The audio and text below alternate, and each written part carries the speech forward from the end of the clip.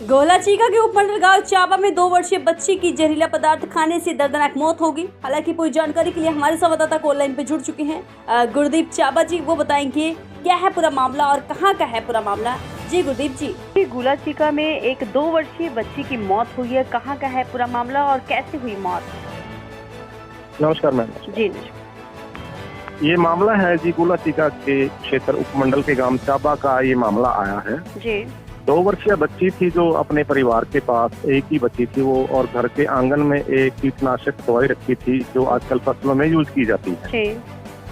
तो अचानक पता नहीं बच्चे के हाथ में वो दवाई कैसे आई, कैसे बच्चे ने उस दवाई को देखा, कैसे उसमें इसको निकला, लेकिन परिवार को 5-4 मिनट बाद ही पता चल गया कि बच्चे ने कोई जहरीली वस्तु जो है वो निगल ली है।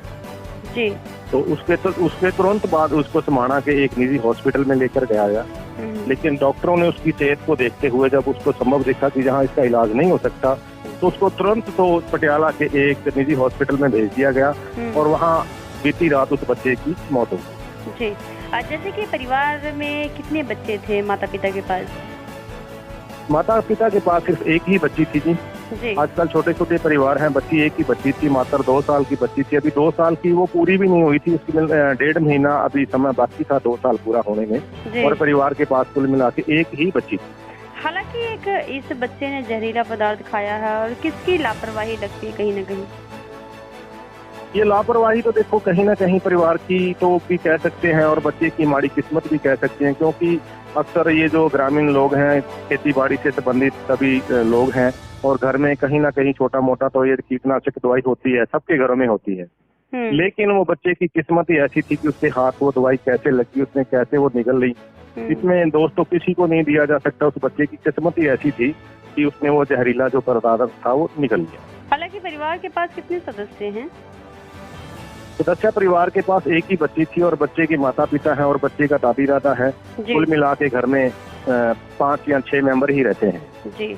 जैसे कि इस बच्चे ने कीटनाशक दवाई खाया जिससे बच्चे की दर्दनाक मौत भी हो चुकी है और परिवार की एक ही बच्चा था, और परिवार में इस समय कैसा माहौल देखने को मिल रहा है आपको?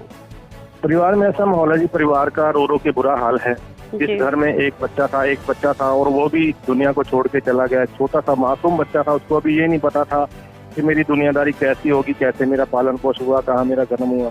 बहुत दुख हुआ, पूरे गांव में इस बात की चर्चा चल रही है, बच्चे के साथ बुरा हुआ, परिवार के साथ बुरा हुआ, बहुत दुख बड़ी दास्तान थी अब मौके पे। जी। जैसे कि गुरदीप जी, एक बच्चे के आपने बताया कि बच्चे के जहरीला पदार्थ खाने से उसकी मौत हुई है, तो इस समय फसलों के लिए कहीं ना कहीं ये कीटनाशक दवाइयाँ किसान लेकर आए, तो उनके लिए आप क्या एक मैसेज भी क्या कोई देना चाहते हैं आप मीडिया के जरिए?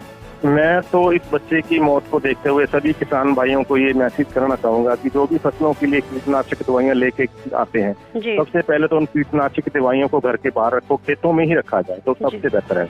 अगर वो बची हुई दवाई को अगर घर में भी लेके आना है तो उसको एक ऐसी जगह रखा जाए कि जो बच्चों की पहुंच से दूर हो, क्योंकि बच्चे उसके साथ छेड़छाड़ ना करें, बच्चे उसको गलती से खा ना लें और भविष्य में ऐसी कोई घटना ना सके। बहुत बहुत धन्यवाद इतनी जानकारी के लिए, शुक्रिया।